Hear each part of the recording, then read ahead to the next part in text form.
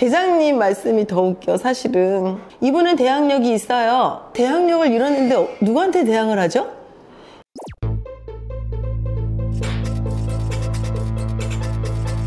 안녕하세요, 황금사과예요. 오늘은 제가 이런 일도 있구나, 이런 얘기를 해드리려고 제가 지금 촬영을 하게 됐어요. 제가 빌라로 잔뼈가 좀 굵은 사람이거든요.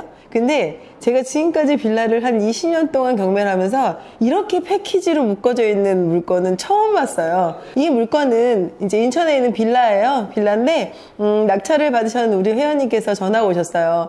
제가 낙찰을 받았다, 축하할 일이죠, 그죠? 근데 낙찰을 받아서 축하해주세요 라고 하시고 전화 오시는 분보다는 받긴 받았는데요, 이런 분들이 훨씬 많으세요. 근데 받긴 받으셨어요, 이분이. 근데 받으셨는데 여기에 있는 임차인과 법원과 그 다음에 낙찰 받으신 모든 분들이 이렇게까지 패키지로 묶여져 있을 수 있을까? 지금부터 이 얘기를 한번 시작해 볼게요.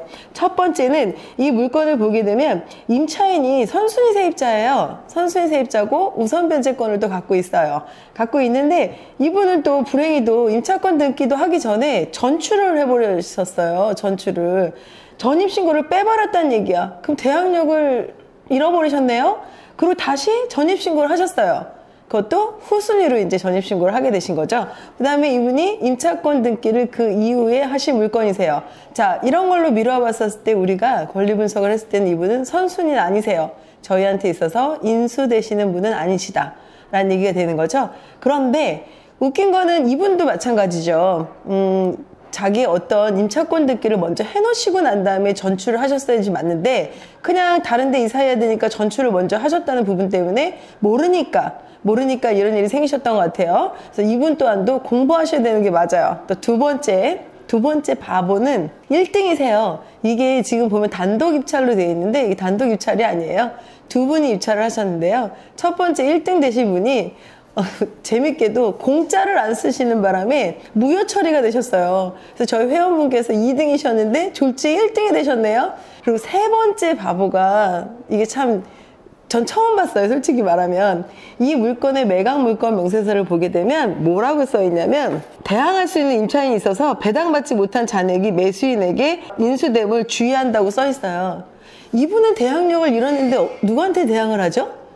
이게 매각물건 명세서에 이렇게 써 있는 거예요. 그래서 저희 회원분께서 저한테 전화 오셔서 이렇게 써 있는데 이게 아무래도 찜찜해요. 이렇게 전화가 오셨는데 물건을 보게 됐는데 이건 아무리 봐도 대항할 사람이 아닌 거예요. 그래서 제가 얘기를 했죠. 내일 법원에 가서 이게 왜 이런 말이 매각물건 명세서에 써 있습니까? 하고 계장님한테 물어보라 그랬어요. 계장님 말씀이 더 웃겨. 사실은 권리신고를 할 때 계약서를 가지고 가요. 그죠? 계약서를 갖고 갔을 때 이 집의 계약서의 날짜에는 아마도 확정일자랑 똑같은 날짜의 계약서 잔금 날짜였던 것 같아요.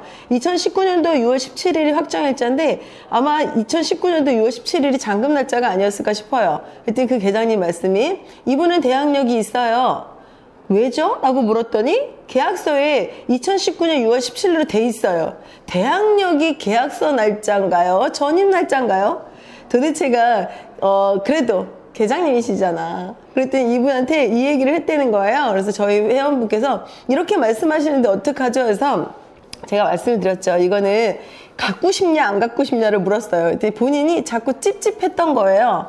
그리고 난 다음에 그분 말씀이 안 갖고 가야 되는 이유가 하나 더 생겼어요 라고 얘기를 하시더라고요. 그래서 일단 그 얘기는 조금 이따 듣기로 하고 매각 결정 취소 신청서를 제가 작성을 하라고 얘기를 했어요. 불이 나게 그 다음날 전화가 왔어요. 허가를 취소해 주셨어요. 취소해야 되는 거 맞는 거 아니야? 근데 우리 계장님도 공부 조금 더 하셔야 되지 않을까 싶어요. 대항력이라는 자체를 모르신다는 게 사실은 조금 말이 안 되고 이렇게 우리 경매 초보를 처음 하시는 분들한테 너무 헷갈리고 무서운 말을 써주셨잖아. 인수해야 된다고. 그렇게 매각 물건 명세서가 경매에 있어서 가장 중요한 서류인데 여기다가 떡하니 인수한다고 써 있으니 어느 누구가 덤비기도 힘들었겠어요. 그죠? 근데 이 물건의 또 네 번째, 우리 회원님께서는 본인이 직접 바보라고 얘기를 해주시는 바람에 노골적으로 얘기할게요. 우리 네 번째 바보분께서는 왜 이 물건을 갖고 싶지 않으셨습니까? 라고 물었어요.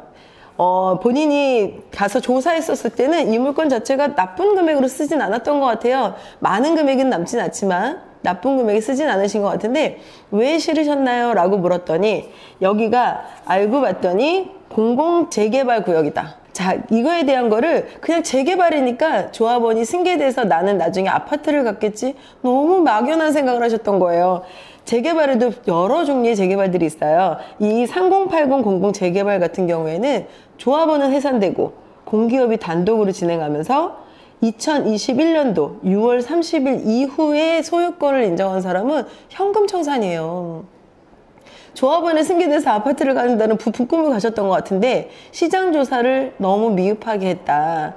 낙찰을 받고 보니 다시 한번 알아봤더니 현금 청산이고 여긴 공시가가 5천만 원이더라.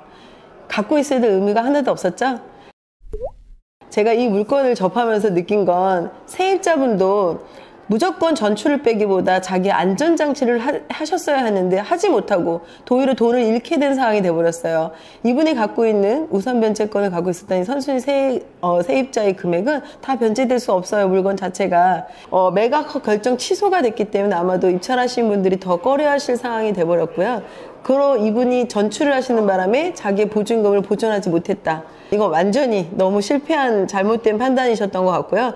두 번째로 입찰표를 잘 못 쓰시면서 입찰하신다고 오시면 어떡합니까? 영자를 안 쓰다니. 정확하게 쓰라고 앞에서 얘기해 주시는데 안 들리셨죠 지금? 처음 하시는 분들이 거진다 이러시는 것 같아요. 입찰표 잘못 써서 오는 거 글쎄요, 이분 어떻게 보면 불운이에요? 행운이에요? 잘 모르겠네요. 하여튼 이분 또한도 마찬가지로 입찰표 쓰는 것만큼은 기본의 기본이잖아요. 알고 가셨어야 됐고. 더더욱이나 우리 계장님 귀엽지 않습니까? 대항력을 모르시는 우리 계장님, 매각 물건 명세서 정말 우리가 의지하고 보고 난 다음에 확인해야 될 명세서거든요. 그 부분에 대한 거는 조금 더 신중하게 잘 고려해서 써주셨으면 하는 마음이고요. 우리 네 번째로 낙찰 받으신 우리 지금이야 뭐 낙찰자는 아니신 거죠. 이제는 취소가 됐으니까 조사를 조금 더 하시고 난 다음에 임장이라는 중요성에 대해서 여러분들이 특히나 잘 알았으면 좋겠어요.